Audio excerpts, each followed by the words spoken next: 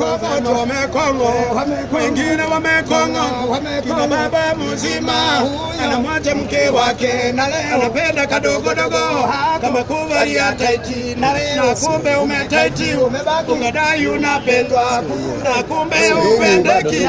Dunia imekukong'ota ndio maana umedanganya. Kina dada wanarubuniwa na tusoda twa 600 kipuzi za 700 kipuzi za 700 akasema ni mchumba na kumbe ni kachumbari nyanya misaru kalewa bila ng'ombe ukadai unapendwa na kumbe upendeki. Anao 5 wewe ni wa 6 wa 7 wa Loliondo wa 8 alikufa wa 9 mochwari na kutoka utoki ng'o. Shetani amekukong'ota ndio maana umeharibika.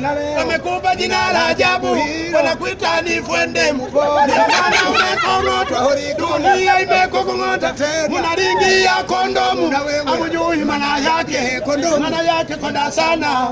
Utabaki skeletoni unalia. Utaishi kwa matumaini utabugia vidonge na kupona uponi ng'o. Ndio maana umekong'otwa na kufa kuko pale pale.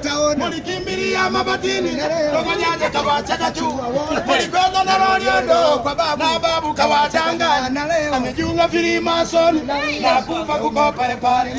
Ipi siko pale pale. Sukari siko pale pale. Nasema kupona uponi ng'o.